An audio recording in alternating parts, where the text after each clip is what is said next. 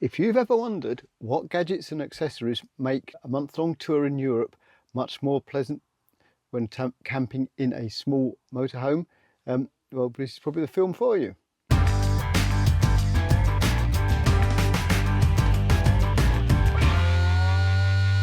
Hello and welcome to another episode of A Wolf's Wheels. If you've been following the recent videos, you'll see that we're away at the time of recording in our 2021 Autosleeper Kingham panel van conversion, and we're away for about a month and we're touring around Europe. So we've come down through France and Luxembourg and Germany, Czech Republic, Slovakia, and currently we're in Hungary. After this we head up to Vienna and then back into the Czech Republic and across to Germany, France and eventually home. All being done with a company called Crossings Motorhome Tours. And there'll probably be a separate video on that, what we think of the tours, a bit later on. Anyway, if you've been watching these, you'll also know that I did promise I would talk to you about some gadgets which are not necessarily directly motorhome related, but things that have made staying away from home with all the things that you have to do, like washing and cooking and things like that, things that have made our life a lot easier. And I'm just going to talk you through what they are in this video. They're not in any particular order at all. It's more a case really of almost a stream of consciousness sort of thing as to how, when I think of them, I'll talk about them. So, and you might be surprised, to be honest, at some of them and just how simple they are, but how actually they make our life a whole lot easier.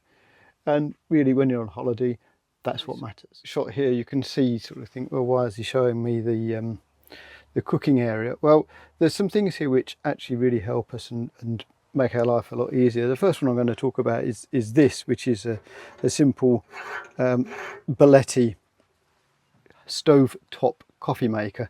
We like a strong coffee in the morning, and in fact, to be fair, I like a strong coffee any time of the day. But this thing is awesome, and it's pretty much as useful. Sorry, this thing, I realised it wasn't in the shot. This is pretty awesome, and it's kind of more economically and environmentally friendly than an espresso machine. And as I say, the coffee's great. The next little thing is a really strange gadget, which is this one here, which is just an old coffee tin, mucky as hell, with a lid that screws on it.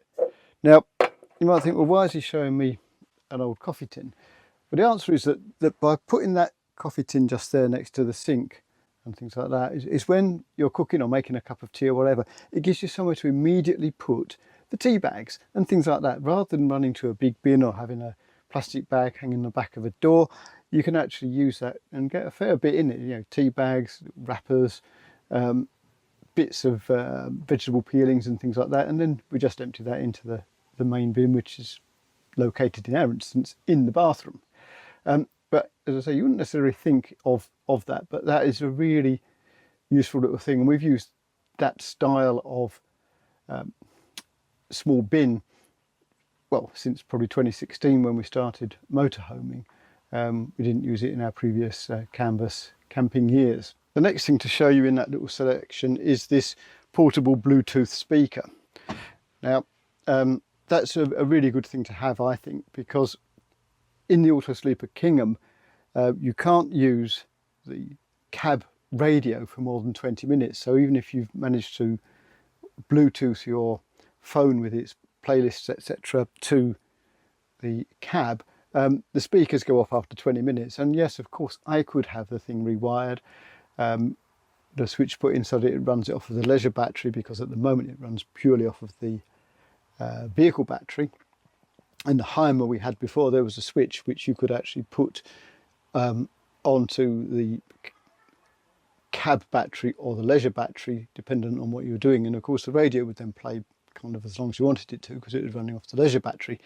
But in their infinite wisdom, Autosleepers decided that that wasn't really what people would want to do.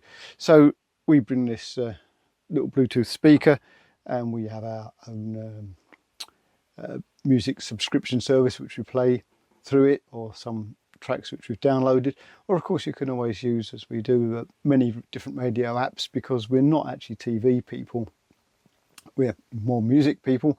And it's great because, of course, the other thing is, whilst we've got the TVs in the van, when you're abroad, unless you speak fluent Czech or whatever, they're entirely useless and haven't actually been switched on since we left the UK. In fact, even when we've been in the UK, because we had an overnight on the tour, we didn't bother switching them on because there's not much on anyway. But this is, for us, a really good little thing to have. The next couple of items which you don't need to have with you when you're going on a short week's break, but are very handy when you're away for the month that we are to do actually with the laundry facilities and washing stuff. And you might have seen in a previous video about life as it's lived when you have a load of washing hanging up in the van. One of the things which we had was, in fact, this little octopus thing. So it the legs all just fold out like that, and there are 8 of them, so it's definitely an octopus thing. And you can put on their socks and pants and things, and you get quite a lot on there, and it hangs up kind of in many places, such as there, and you can dry your clothes on it. Now that is a really good thing to bring with us, and that actually comes from IKEA. I'll just have to put my specs on and see what it's actually called. It'll be one of these strange names, so I'll be back in a sec. As you can see, I've now got my glasses on, and there's no strange IKEA name on it, but I'll just show that's the markings on it. So it's got a serial number on it if you're interested in getting one. We've had it a few years. We use it at home, to be honest, and it's probably still available from IKEA anyway. But yeah, I mean, that's a great thing to have, along with these. And what's that? Well, in that same film section where I talked about the washing, these are actually coat hangers, and they simply, you should hold in the camera,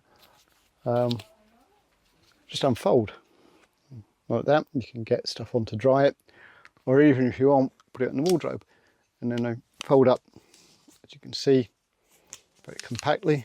Whoop.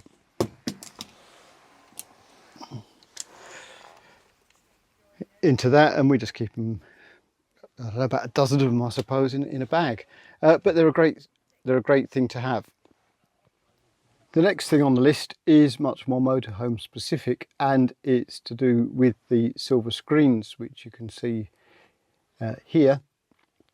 These are the silver screens. They fit around the outside of the cab area of the van, as you can see, and they're actually a useful thing to have, to be honest, whether you're away for an overnight or a month. But I mean, they take a little bit of storage space up, but they're well worth having.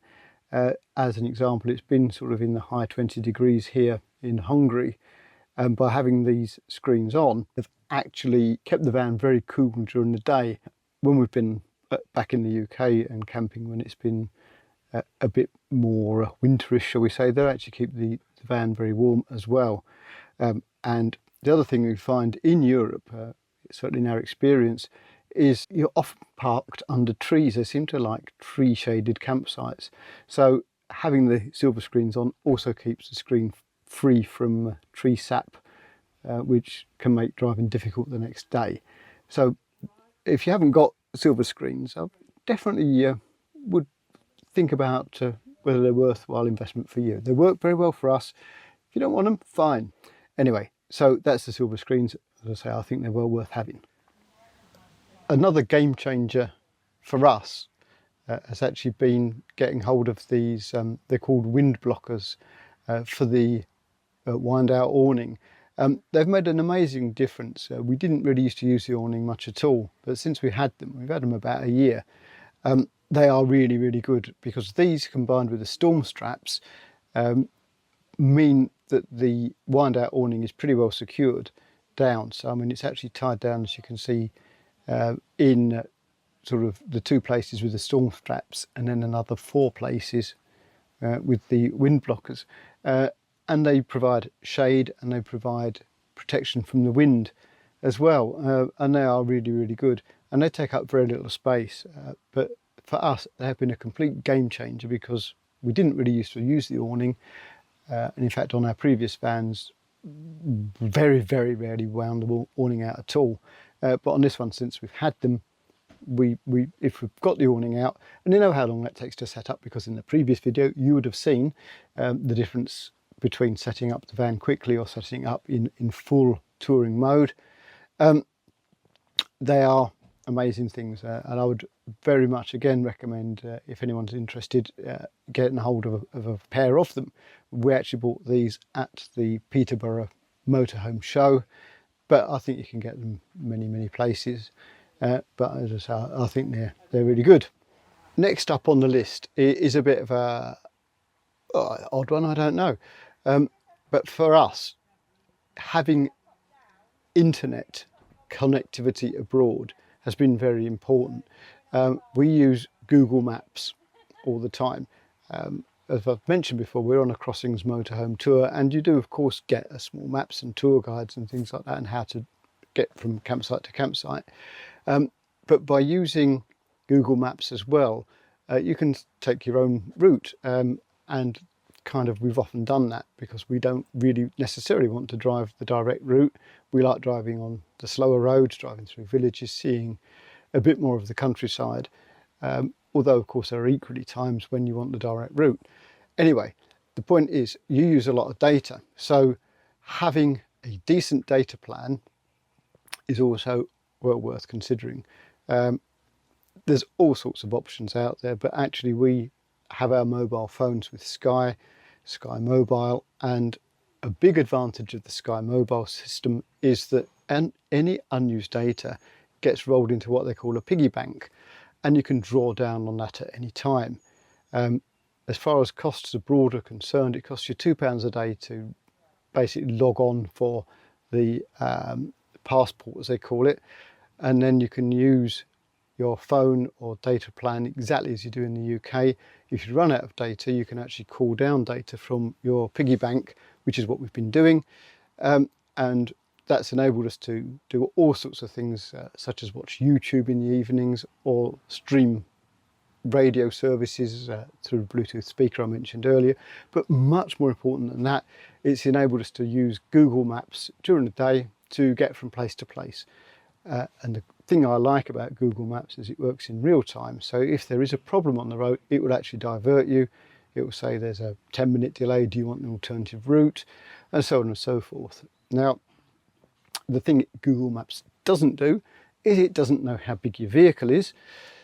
So a couple of times we've sort of followed the route, and then it's sort of seen a sign, we've seen a sign that says, 3 metre height restriction. Well, that's about what we are, and we've carried on and actually been able to get through the bridge because it was arched, but you do have to be a bit careful with it. But anyway, back to the plot being data plan, very good, very useful for when you're abroad. Personally, I wouldn't like to be away for this length of time with no data plan available to me. And the last bit to talk about is actually the water facilities / water use. One of the major downsides of this van, which, as I've mentioned before, is 2021 Autosleeper Kingham, is the size of the water tank and the wastewater tank. They are ridiculously small. I mean, whoever thought it was going to be remotely adequate it's almost like it was designed by someone who doesn't ever do camping or trips in the motorhome. It's a 60-litre freshwater tank. We seem to be forever topping it up, and we don't even drink the water. We don't use the shower in the van particularly. In fact, we haven't used the shower in the van at all this holiday, so it's not as if we seem to consume a lot of water, but it's used for flushing the toilet, it's used for washing up, it's used for washing ourselves, and it just seems to not last as long as it should. Although it's always difficult to tell because the gauges are entirely useless as well. the waste seems to always have 75% in it or 0, and the fresh water is, so they're just completely unreliable gauges. Anyway, that's a bit of a whinge, but the point being that you do have to top up the water from time to time. If you're on a site for 2 or 3 days, you might actually find yourself running out of water, even though you filled up to where the gauge said 100% at the last site. And I'll tell you a little trick about that one as well. And one of the things I got at a show is about this nice little, we got this at the Harrogate motorhome show, this L-shaped thing. And I'll show you in a minute exactly what that's used for, because the other thing we do is we don't drink water in the van. We buy a 5 litre water from a supermarket and drink that. That's for the drinking water, and then once that's empty we just keep refilling it until the plastic deteriorates and we have to buy another one, and we do that anyway. But that 5 litre bottle combined with this L-shaped thing is what we use for refilling the water tank. I used to use a system of a funnel and a bit of hose, and it took forever to fill it, but as you'll see in a second, the speed with which you can do this now is pretty incredible. So to use the device, all you have to do is, as usual, unlock the water bit, and this simply plugs into there like that, looks like that, and then the 5 litre water container, which I don't know I can do this without spilling it, so I'm trying to film. Here we go. So it's 5 litres of water.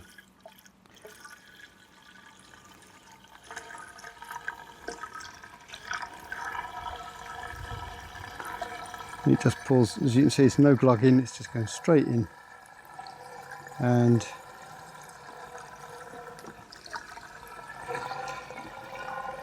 bearing in mind I'm kind of filming this as well, is making it a little bit trickier because I haven't got enough hands, but you get the gist. And in this time we've been talking, that's 5 litres added to the main tank. And then just remove this, and there's a little bit of residue water in it as usual, and you put this thing back on and lock it on. But for a van with a small water capacity, this is a great thing. As I got it at the Harrogate show. So I mentioned how bad the water level thing is in a van. So it says here it's 100% in the fresh water and 50% in the waste. I wouldn't believe either of those for 1 minute. I mean, it's showing 100%. We've been here for 2 full days. We've used the water, and that 5 litres I've put in is the first water I've added to the van. And there's no way we've only used 5 litres of water in that time. So the gauges are just an irrelevance. So what I tend to do is when we fill it up, before we leave a site, or when we arrive on the site, depends on how we're rolling, I actually fill it until the water starts coming out of the top of the tank. So basically you fill the tank, fill the tank, fill the tank, the gauge will say 100%, and you can probably get another 20 odd litres in it after that. So it's about a third of a tank maybe, certainly 10 litres. And then it starts coming at the top of the tank. It's only when it comes at the top of the tank you actually know it's full. If you rely on those gauges, you will not be as full as you think you are, and neither will the waste be as full or empty as it says it is. So you sort of have to play it a bit by ear. It is probably one of the gripes about the van. As I say, I don't know why they can't put 100 litre fresh water and 75 litre waste on it. It'd be much more sensible. Anyway, we'll wrap that one up there. So that's my favourite gadgets and life affirming equipment which we bring away when we go on a long tour. I haven't obviously included sort of a number of things which you would probably have anyway as a motorhome, you know, like an electric cable or chocks to make the van level or anything like that. I mean, another really useful thing which I haven't previously mentioned is a two pin adapter for your electrics, because not all sites in Europe use the conventional 3-pin that we use in the UK. So we've got a little 2-pin adapter. I think in the month, this is only the second site. Yeah, this is the second site where we had to use it. We've stayed on quite a few. So most of them are 3, but if you're going to come continental touring, definitely recommend you pick up a 2-pin adapter. And they're widely available. I actually got mine from Amazon. And in all truthfulness, we were leaving on a Sunday. On Friday afternoon, I realised I didn't have one. I went on Amazon and got it delivered the next day, and it was about £7.49 on Amazon Prime. So that was great. Anyway, that's a bit of an aside. So I said, I hope you found it interesting. There might be a couple of things in there which you wouldn't have thought of bringing away with you. And if you found it useful, that's fine. Please give it a like, give it a thumbs up, share it, tell your mates. Feel free to subscribe. It's great if you do. And if you don't, you don't. I have to say that the vast majority of people who watch my films, and I generally get around about 3,000 hours of viewing a month. Most people are not actually subscribers, and that's fine. But if you want to subscribe, it's great. I don't make any money out of the channel, nor do I want to. And it doesn't cost you anything to subscribe, but it does make the films a bit easier to find because it helps the algorithms. Anyway, all that on one side. That's it for now. I'm wrapping up, and I look forward to seeing you in a future episode of A Wolf with Wheels. Bye.